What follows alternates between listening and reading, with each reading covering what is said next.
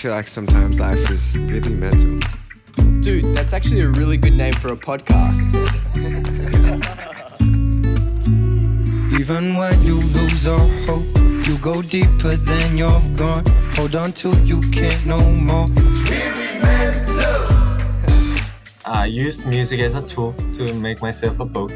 I rather coexist with the stress, and I used music as a tool. Hey everyone, welcome back to Really Mental, a podcast where we talk about mental health and identity. Today we have an amazing guest, NIve, and if you enjoy this episode, please follow, like, share, and subscribe on all platforms you listen to podcasts, and preferably 5 stars. Today we're going to be talking about resilience.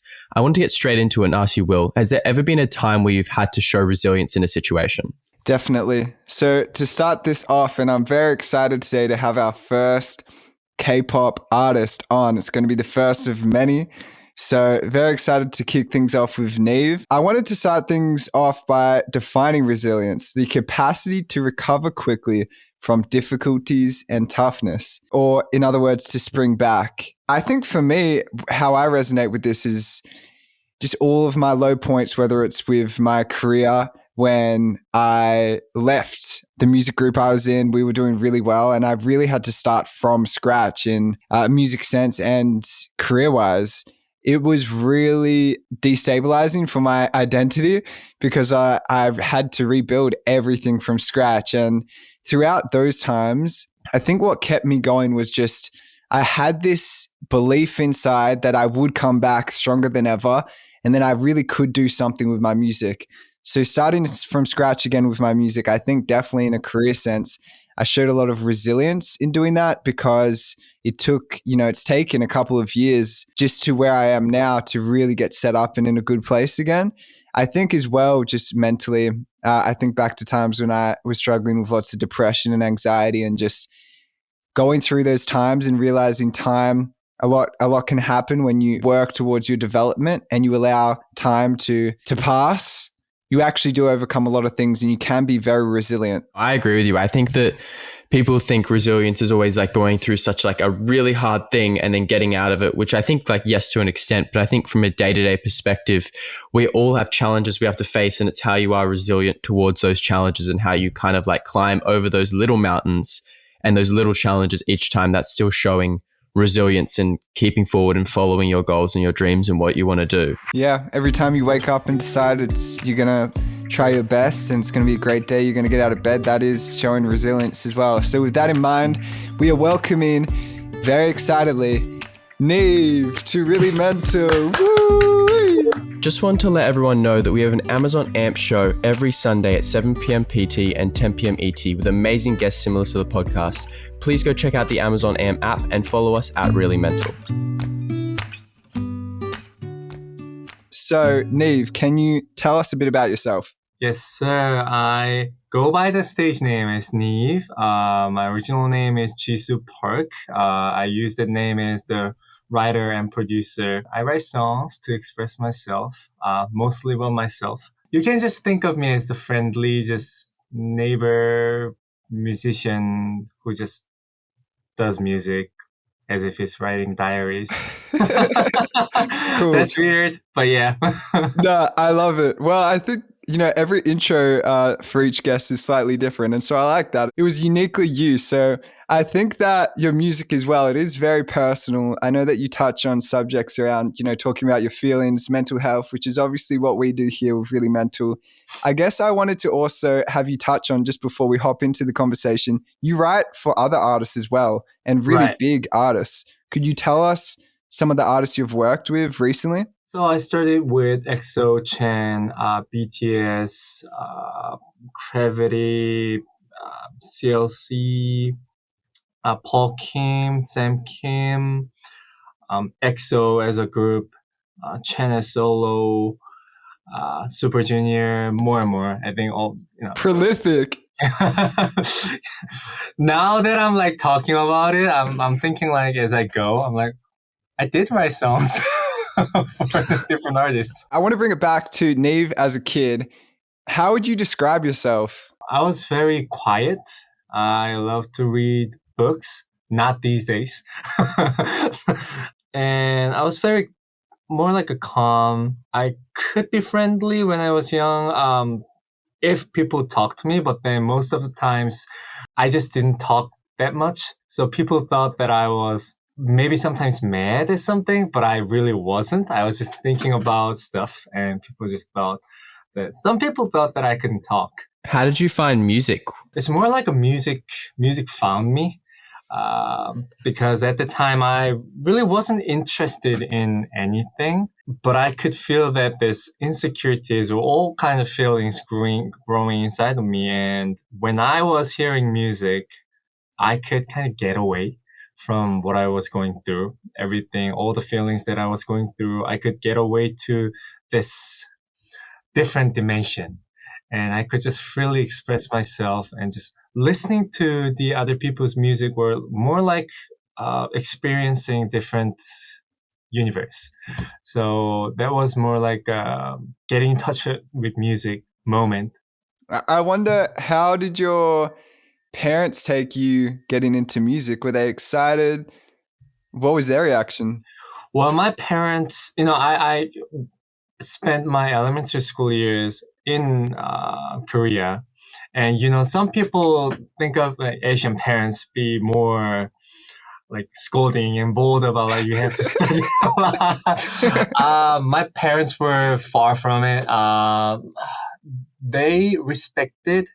They were worried at some point. They were thinking about like where my life would go if I didn't study, because I wasn't really academic kid in class. So my parents were worried about, okay, we get it, but what are you gonna be doing instead of studying if you're not gonna pursue your goal in that way? When I told my parents that I love music, but I didn't tell them that I was going to pursue my goal as a musician. I just told them I don't think I'm interested in anything, but I'm interested in music.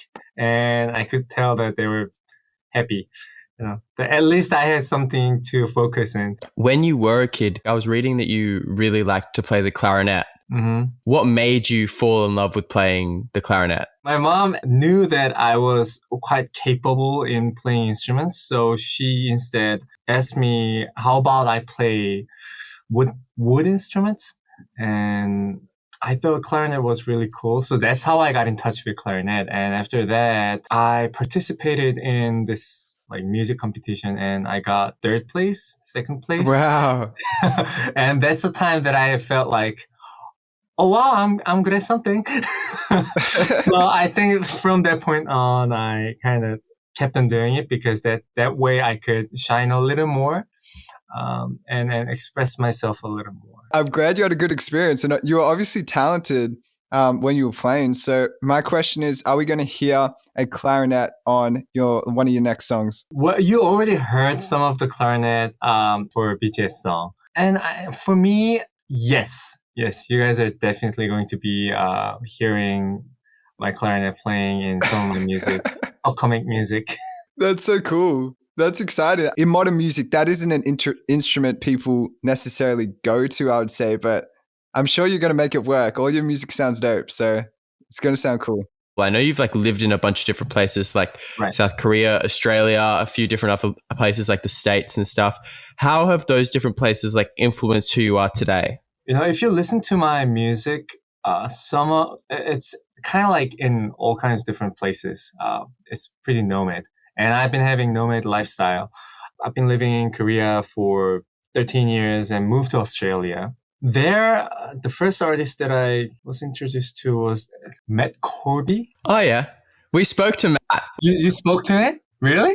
We have our episode out. He'd like your music. I'll make sure we send it to him. Yes, please do. Yeah, so I've been a fan of him since then. That's, I think, the first kind of pop influence that I had when he was in Australian Idol 2007, I guess, 2007, 2008, and he sang Bittersweet Symphony. I remember a few years have passed, and I moved to New Jersey. And there, I first listened to Josh Groban. Went to his concert too, because my aunt bought me a ticket. I was odd. Firstly, I didn't know that a human being can sing that well. And then I didn't know that you can cross over the genres. Everywhere I went, all those experiences interfering with different artists really, again, intentionally and unintentionally made me, when I'm writing my songs, it just influenced me a lot. That's so cool. Were you still shy when you were in Australia and America, or did that change? Well, I had some kind of like somewhat sad story back in Australia.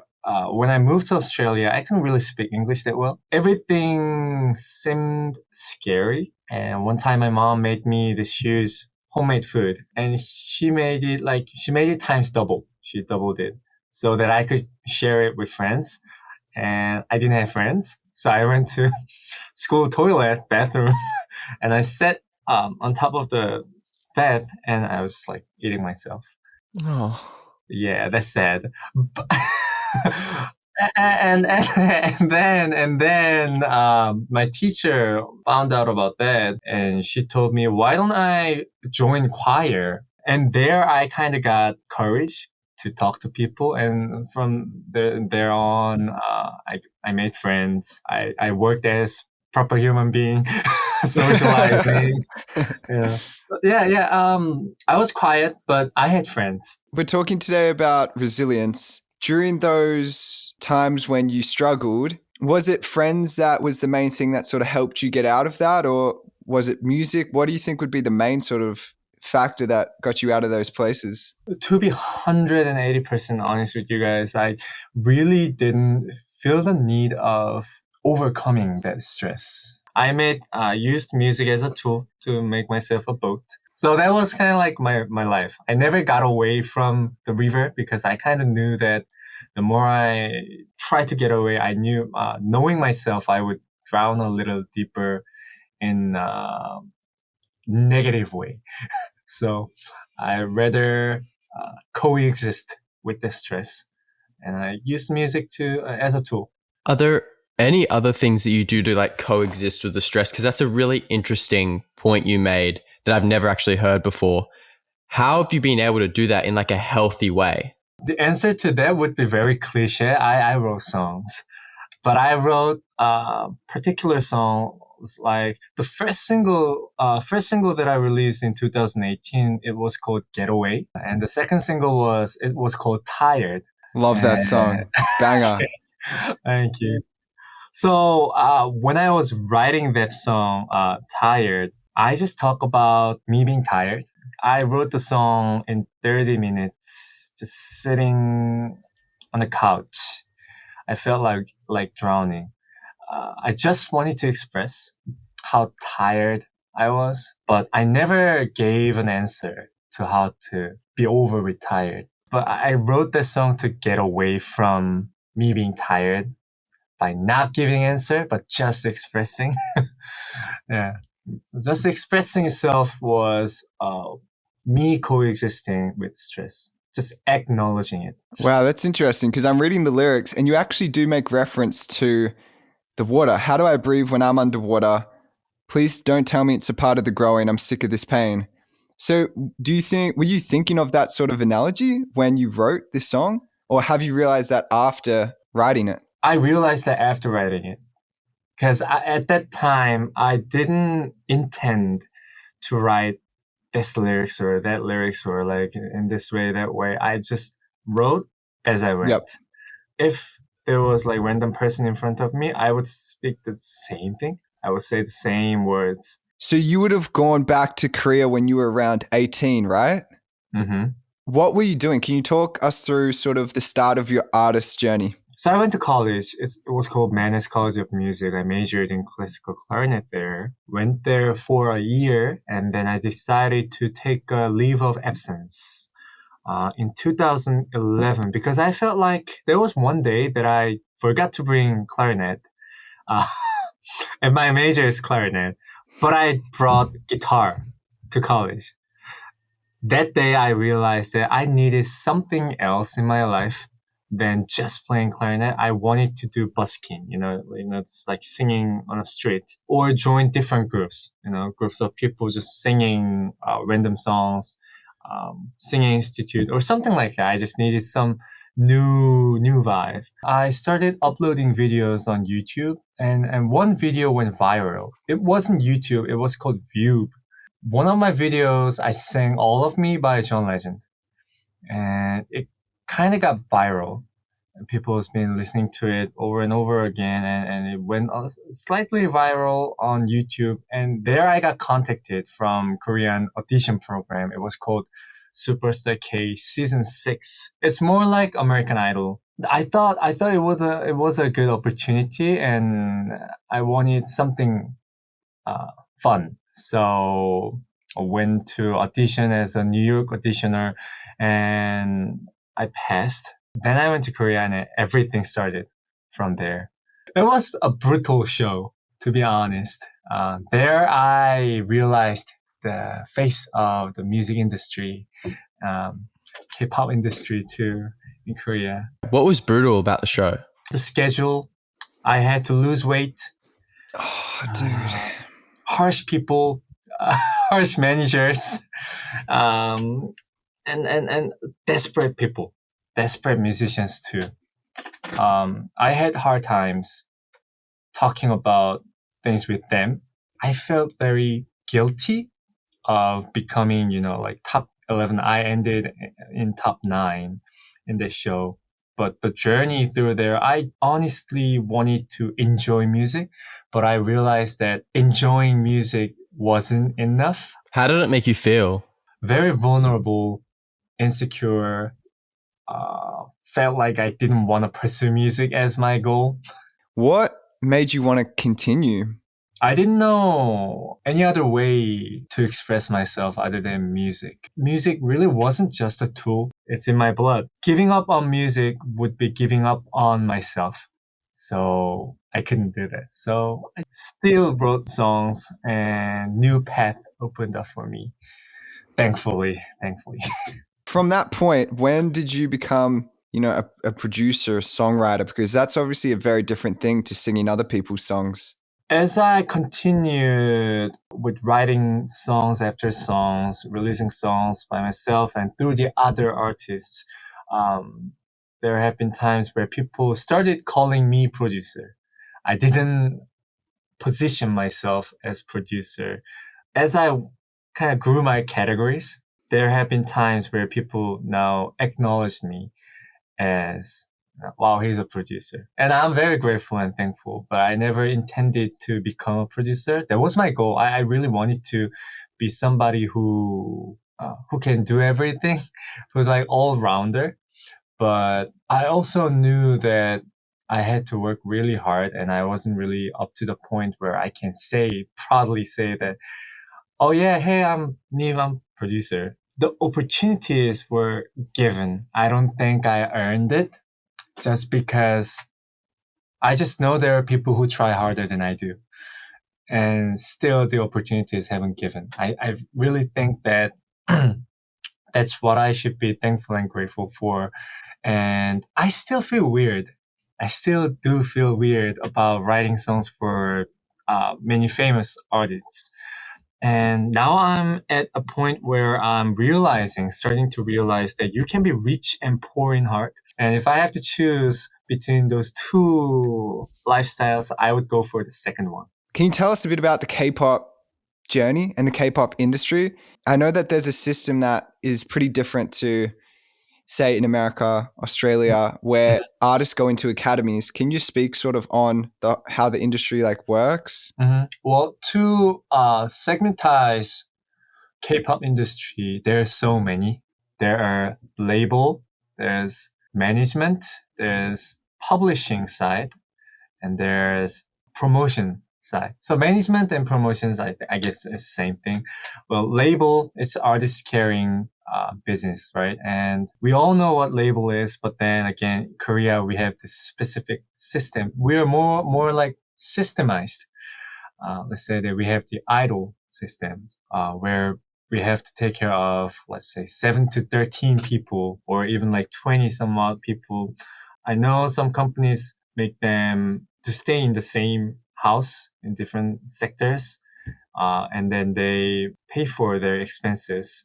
and then they have to recoup as they do after their debut. It can have the brutal side, but then it can also be good for them too, because other than that, the whole company takes care of them. A lot of now trainees are well aware of the system. And then if you are with big companies, it's hardly likely you will fail miserably. At least you will be able to make a living. We are in a era where we can do that.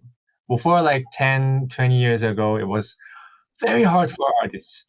So that's the label side. And then we have publishing sides where we sell songs. It's more like a producer's writer side.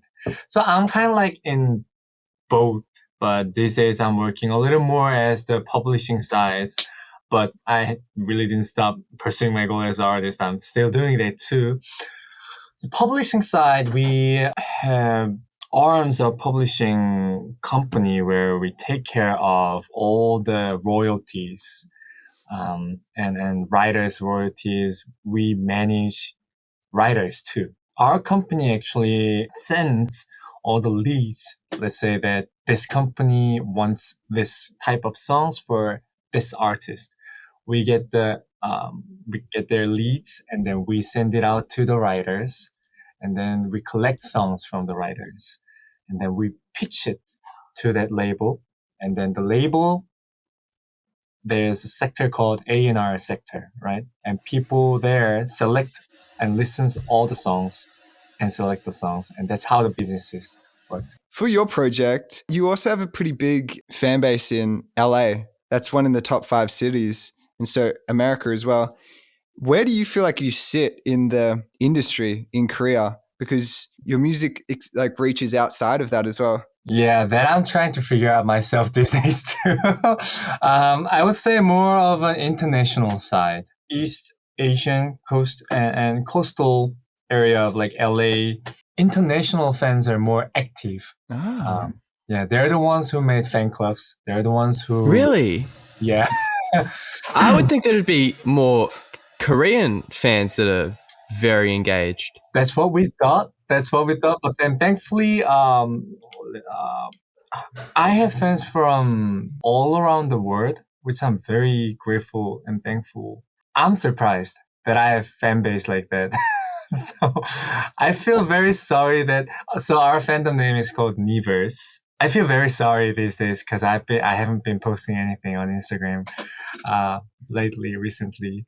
I'm going through that phase of getting away from the world of internet. I talk to my fans. They all speak English very well. Some people are from Philippines, from Indonesia, from UK, from US, from Australia, from Turkey and Japan. So it's really international.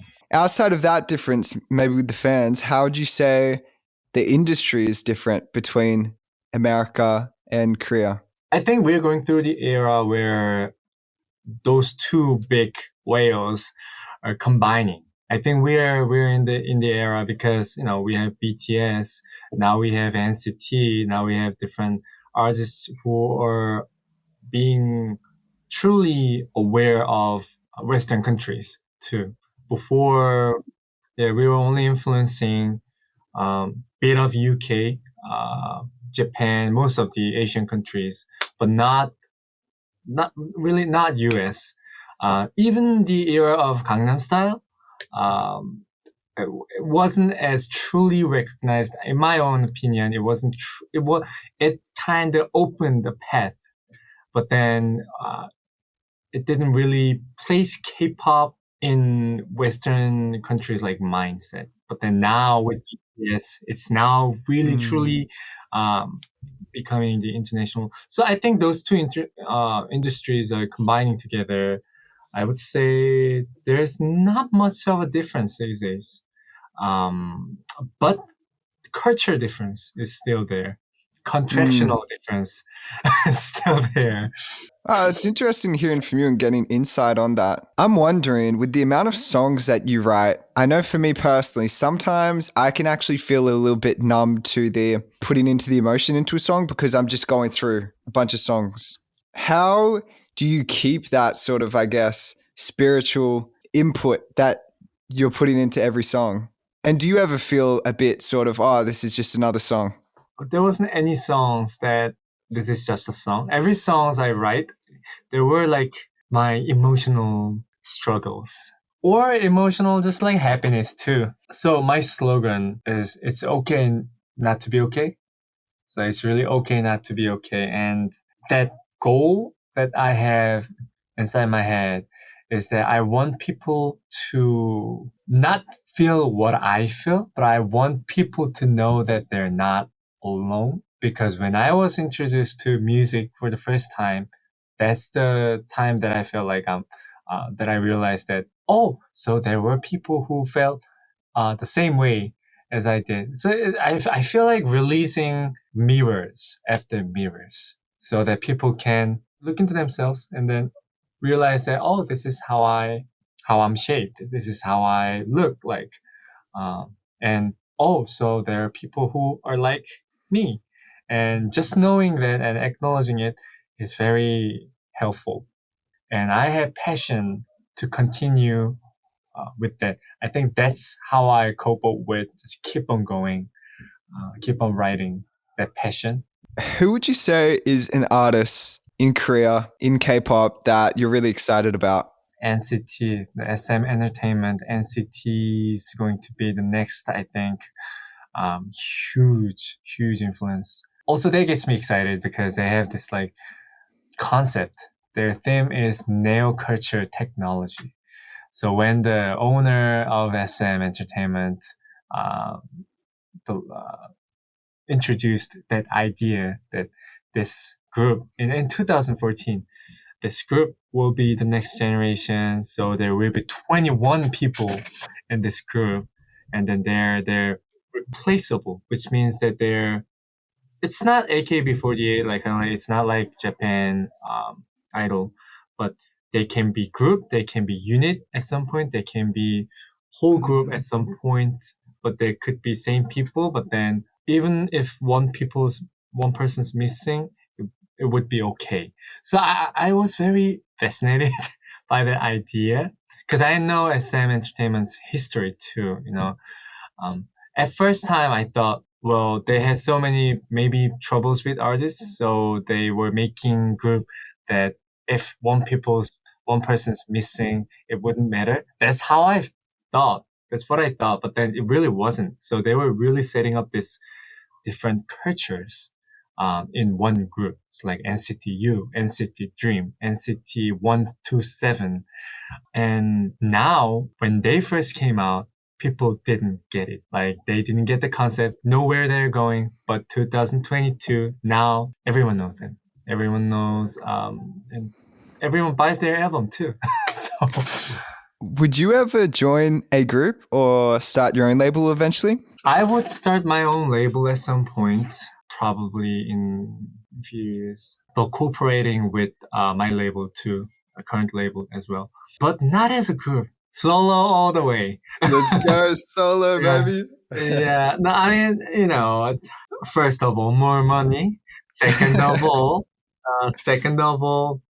I just don't want to bother the other members of the group, and then the members of we will have too Creative long. differences. Yeah, too long, too many dramas, Less money.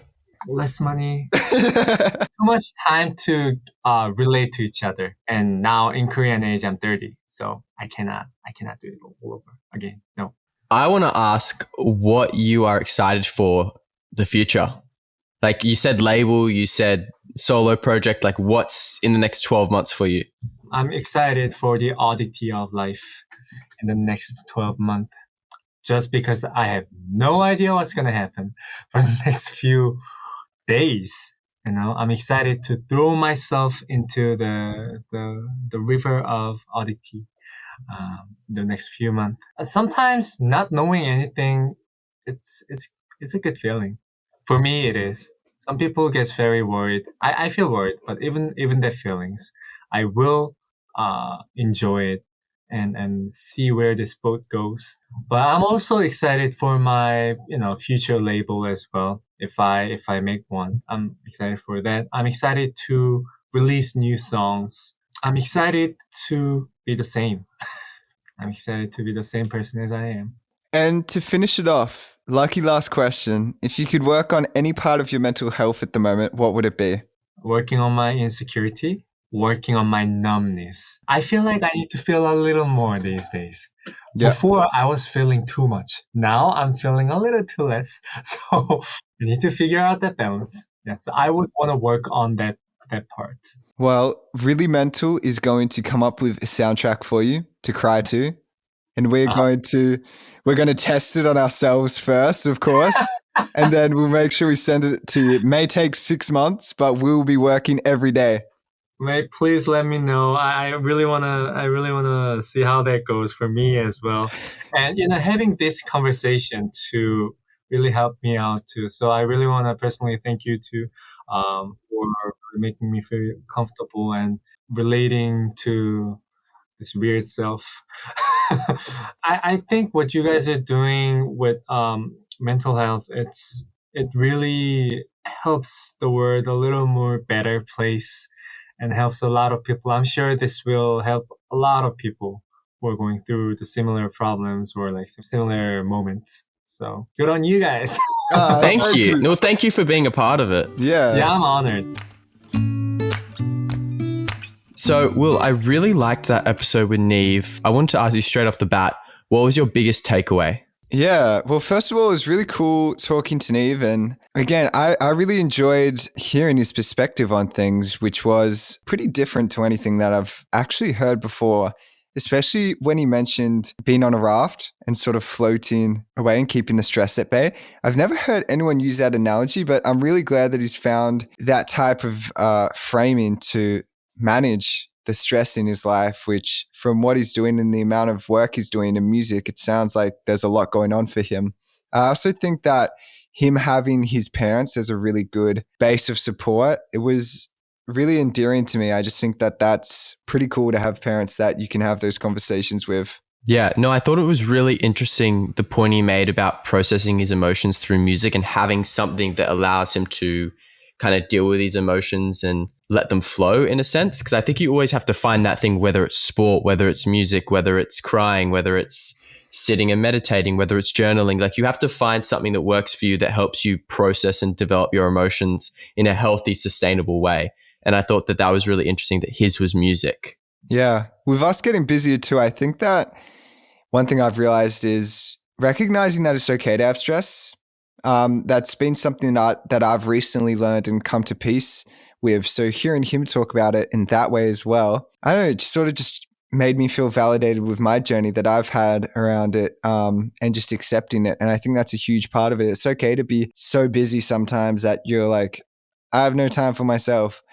Like he was saying, everything will pass, and that's a huge thing to take away. I just want to thank you for coming this far into the episode. We hope you really enjoyed the chat. If you liked it, please send it to a friend. We think that this could really help people, and we'd appreciate your support in helping us reach new humans like yourself. Remember to share, subscribe, follow the podcast, and follow us on socials at Really Mental Podcast. Please, if you could as well, give us a 5-star. We really think NIve's story is worth that. He has got an incredible journey and he's an incredible musician. So please check out his music too. We have a very exciting guest coming up. We're not going to give it away this week, but just know that we're always sort of surprising you with new cool people that are offering different perspectives. So hopefully we'll see you next week at the same time, which is every Tuesday, and we'll see you there. Even when you lose all hope, you go deeper than you've gone. Hold on till you can't no more. It's really meant to.